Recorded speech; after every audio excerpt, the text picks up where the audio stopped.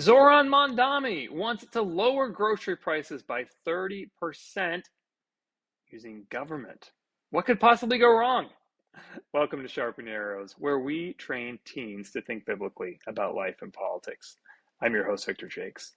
Now, this is a bit of a unique podcast. I encourage parents and teens and preteens to listen together. We are going to openly discuss and make the arguments for the best ideas of the other side. And in this case, it's going to be New York City Mayor Zohran Mamdani's government-run grocery stores. We don't have to be afraid of those arguments. We can talk about them. And it's important to understand the best arguments from the other side. That is how, as parents, we sharpen our arrows. Now, we are on YouTube, youtube.com/@sharpeningarrows, youtube.com/@sharpeningarrows. I encourage you to watch the show and see me struggle with all the technology. You don't just have to hear about it. You could actually see it. All right. So last week, New York City Mayor Zohran Mamdani had a big announcement. He was very excited to announce that city-owned grocery stores will be bringing down prices for shoppers, according to the New York Times. On Monday, this is a week ago, he announced the exact discount, 30% for some basic groceries, including vegetable, meat, bread, and milk. The discount will cover a, quote, core basket, unquote, of healthy groceries, including produce, meat, seafood, pasta, butter, yogurt, butter, nuts, rice, and beans. And the stores will sell other products at regular market prices. It could save shoppers about $30 per month, or roughly $1,000 per year, according to an analysis by the city's Economic Development Corporation. Again, this is from the New York Times. Mamdani bragged, no weekly fluctuations, nor sticker shock at the checkout line, not for our seniors living on fixed incomes, nor for the parents who rely on a regular supply of apple slices to keep toddler tantrums at bay. And this is a quote from Gustav Gordillo, a chair of New York City's chapter of the Democratic Socialist of America and an ally for Mr. Mamdani. Here's what he said. If one publicly owned grocery store that brings prices down in the neighborhood is enough to put someone out of business, then maybe they shouldn't have been in that business in the first place. All right, so let's look at this. Let's look at this argument. What's appealing about this? What's appealing about what Mr. Mamdani is proposing? This is another unique thing about this podcast. I do encourage you, parents, to actually stop the podcast and discuss with your teen or preteen these arguments, these questions. All right. Well, we can know right off what's appealing. I am a dad of 7 children. I do a lot of grocery shopping in our family, and you know what would be great? 30% off the groceries. That would be great. Would be a big fan. Okay, so what you'll notice oftentimes with the socialist arguments, with the left's arguments, the appeal is right there. It's right there. Yes, it would be awesome to have 30% off my grocery bill. And it would be awesome if you're living in New York to have 30% off your grocery bill. Okay, so we can acknowledge that that is an appealing thing. But we don't have to stop there. We can keep going. All right, and a lot of what's going to happen here and a lot of what's going to happen in these types of arguments is you need to look into the details. And the impression that Mayor Mamdani leaves oftentimes is that the government can do it better. You see, these private grocery stores, these bodegas, they're too expensive. Just leave it up to me and the government, and we'll do it better. You know, the government doesn't have any profit, so we'll offer things cheaper than you can get in the private sector. All right, let's have a pause point. What is profit? I really want you to think about this, okay? Because when you go somewhere and you see a price, why do you pay that price? Why do you do that? Because that business is offering a good or service that you want at a price you are willing to pay. And so when you understand this, what profit is it's the company's reward for providing a desired good or service at a price someone is willing to pay after accounting for all its expenses. You see what the business can't do? The business in a free market can't make you buy the thing. You have to want to buy it. It has to be a voluntary transaction. And so a company only earns a profit if it does such a good job at providing you something that you want that there's money left over.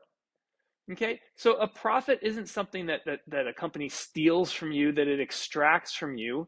It's the reward that the company receives for doing something so well that you voluntarily choose to purchase it.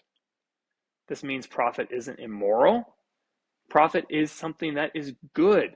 Profit is something that we should applaud companies for earning because, one, they're providing something that people want, and two, they've done it in such an efficient way that there's money left over.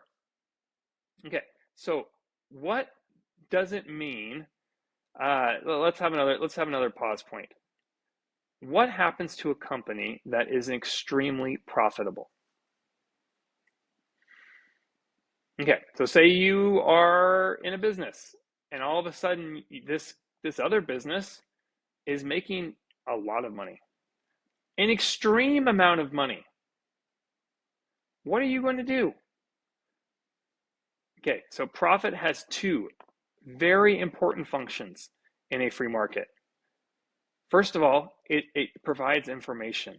It is a signal, a big flashing red light to other companies saying, hey, you know what people want? This item over here where this company is making lots of money.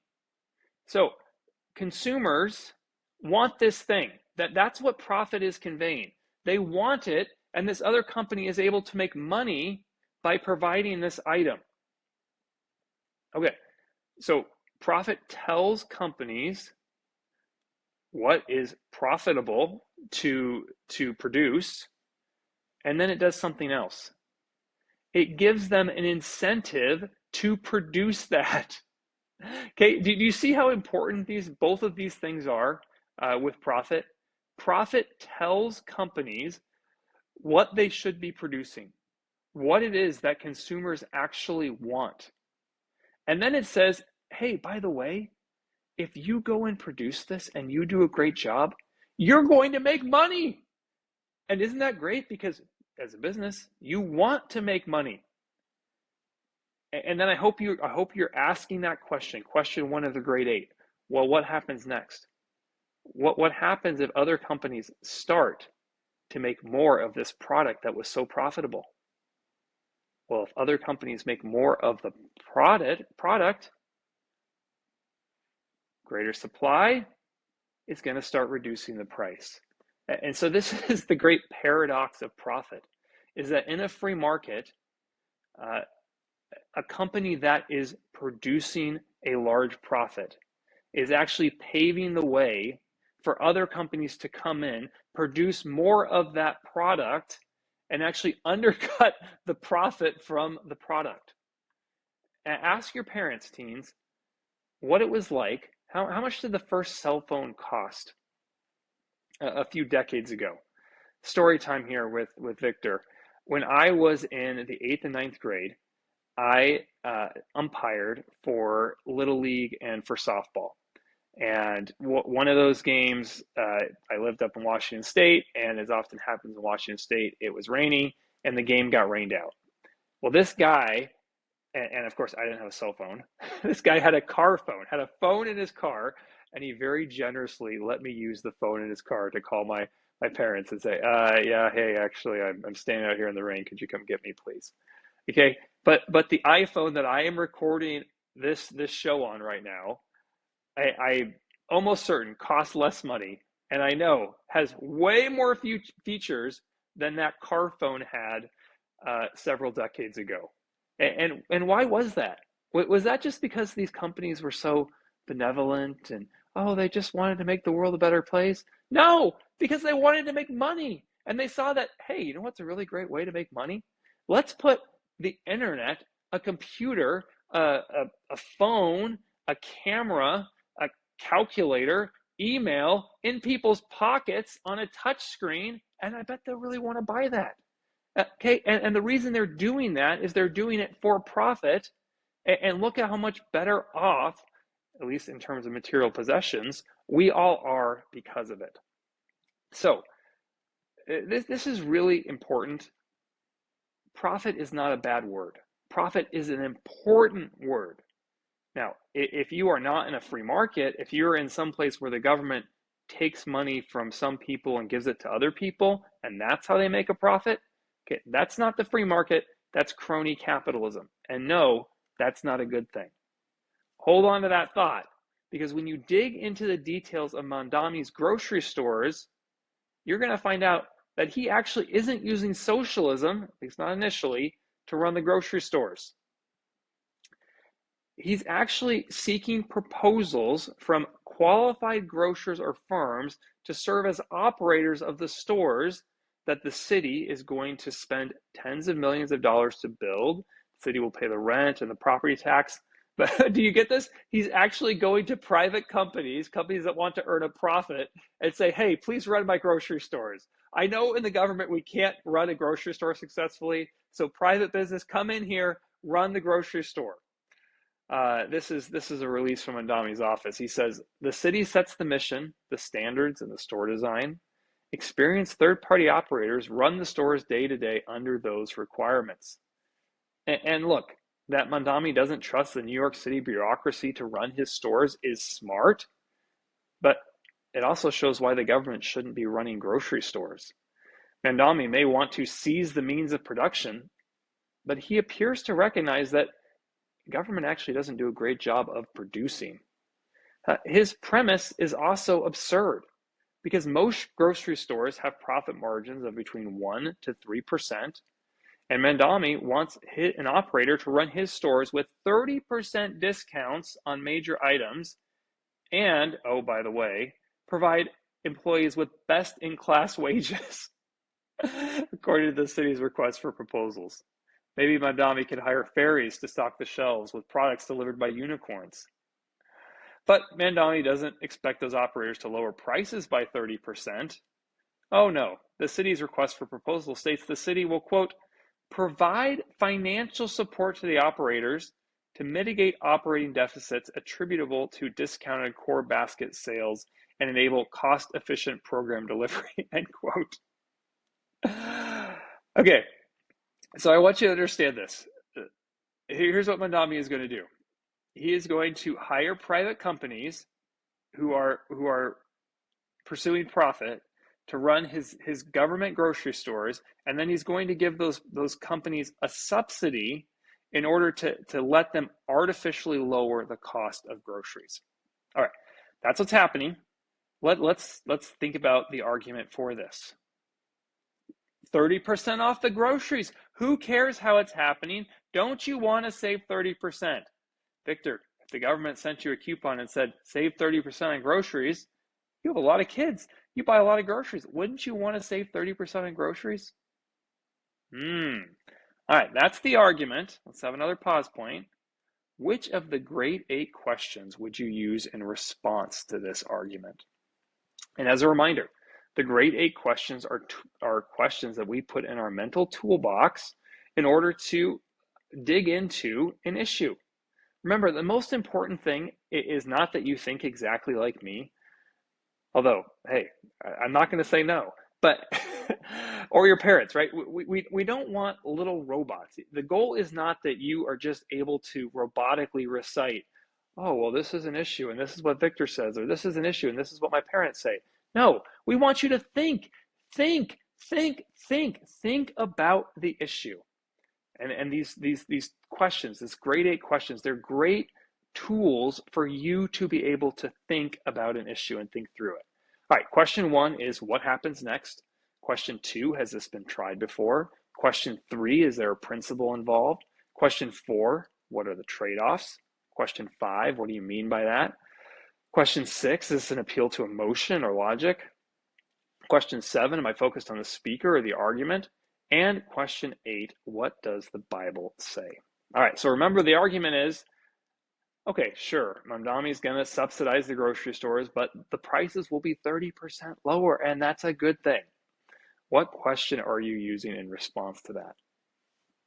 All right, while you think about that, let me tell you about Mama Bear Prayers, a podcast for moms who are knee deep in dishes and training their teens. Whether you are in the carpool lane or the coffee line, host Charity Rios wants to come alongside you and help you grow deeper in your relationship with Jesus. Now, look, we're just about to send the kids back to school. Summer is ending. And you know what that is? That is busy. You've got the excitement of summer. You've got the stress of getting ready to go back to school. And all of this can leave moms feeling overwhelmed and isolated. As the mom of four very busy boys, Charity knows this firsthand, and it's why she created Mama Bear Prayers to help moms who are on the journey of raising kids. God works through prayer, so check out Mama Bear Prayers today. All right, so we're going to go into this argument of, okay, well, he's lowering the grocery prices, and that's a good thing. And remember, there are lots of ways to attack this argument. So just because I don't pick your question doesn't mean your question's wrong. But I'm going to actually start with question one. What happens next? And anytime you deal with an economic argument, an economic policy, this is just always a great place to start. It's not always going to be the question I will use when we go through these issues. But what happens next is just a really important question. Because when you make one change in the economy, other things change in response to that. The world is dynamic, not static. And this is one of the biggest mistakes that people on the left make, or people who really start agreeing with those ideas, is they don't remember that, oh, if I change this over here, something else is going to have to change down the line. Okay, so what happens next? Well, if the grocery stores are successful, they'll drive nearby privately run stores out of business, which will erode the tax base. Okay, that's bad because for two things. If you're driving out other grocery stores, you're going to require more government subsidized grocery stores. But where are those government subsidized grocery stores going to get the money to keep running? Oh, they have to take from the tax base, right? Because they don't actually have real prices. They have prices that are artificially being lowered by taxpayers. And all of a sudden, you have fewer taxpayers going around because you're driving privately run grocery stores out of business. Okay, so successful government subsidized grocery stores drive privately run grocery stores out of business, which reduces tax revenues. And that spiral just continues until New Yorkers vote out Zohran Mamdani, or the city runs out of toilet paper, the sign that a country has achieved true socialism. All right, we can also look at question two. Has this been tried before?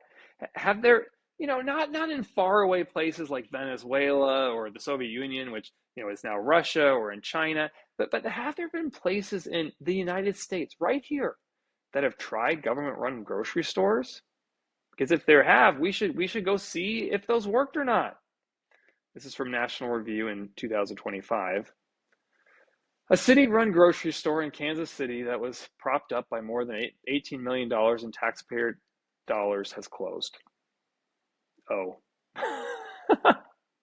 Sun Fresh Market opened in 2018 in the city-owned Linwood Shopping Center. Wow, this is sounding familiar. Remember, Mamdani wants to spend $70 million to build out his government-run grocery stores. Again, from National Review.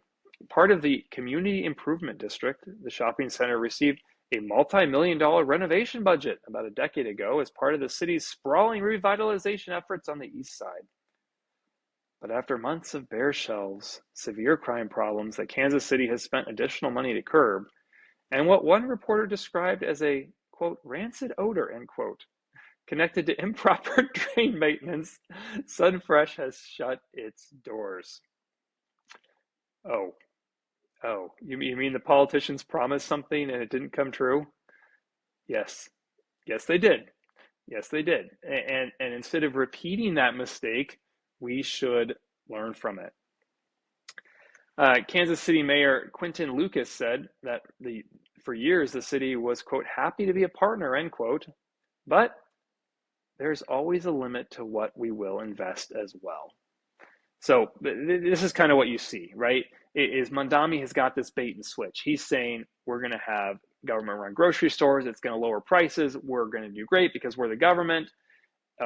Actually, by the way, we're subsidizing a private company to come in and run the grocery store, and we're giving them money in order to artificially lower these prices. And at some point in the future, either Mamdani or another mayor may decide, yeah, actually, we don't want to do that. We don't want to subsidize the grocery store anymore. In which case the grocery store is not going to be able to keep running, or they're going to have to dramatically increase prices because they were surviving on a government subsidy. All right, let's go to question 3. Is there a principle involved? In fact, yes, there is. Okay. Government has a very important role to play. And in fact, let's have a pause point right there. What is the job of government? One of the things that is happening in the political debate today is there's kind of this compression of, well, if something's important, the government has to do it. And if you don't want the government to do it, well, you must not think it's important. No, actually, I do think it's very important that people be able to buy groceries. As I've mentioned, I'm very grateful to be able to buy groceries. But that doesn't mean it's the government's job. That the government is not private business, is not the family, is not the individual. Each of those institutions, or the individual's case, have unique jobs and roles. And just because something that's the family's job is important doesn't mean the government should do it. In fact, once the government starts doing it, things often start going wrong. And so if you're looking for the purpose of government, let's go to the Declaration of Independence, because our founding fathers did a really good job of talking about government, about talking about human nature. And let's see what they had to say. We hold these truths to be self-evident, that all men are created equal, that they are endowed by their Creator with certain inalienable rights, that among these are life, liberty, and the pursuit of happiness. Okay, so you probably heard all this before, right? We have individual unalienable rights given to us by a Creator, life, liberty, and the pursuit of happiness. Here's what comes next. That to secure these rights, governments are instituted among men, deriving their just powers from the consent of the governed. Okay, do you see that? That means government has a very important job to secure your rights and my rights. But one of those rights is not subsidized groceries. The government's job is to secure rights, not to step in to how people are using those rights, not to compete with businesses, right? What are businesses? Businesses are individuals who come together in the pursuit of happiness, right? They think, I want to go start a business. I want to make a profit. I have to have people freely choose to patronize my business. And when the government comes in and says, yeah, actually, no, I'm taking some of your money, I'm going to go subsidize your competitor, that undermines that businesses, the people in that businesses, their rights. Government's job is to create an environment that allows private businesses to grow and compete. And there is an important role for government.